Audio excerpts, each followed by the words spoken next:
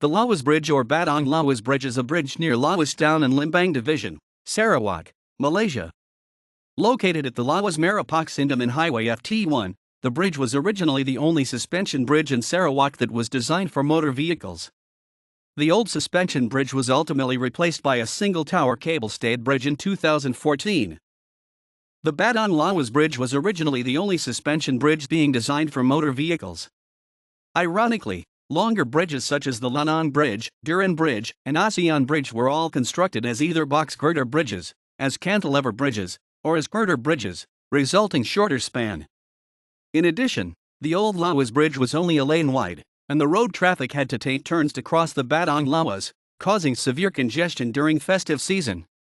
As a result, a wider two-lane replacement bridge was proposed as a 10th Malaysia plant project.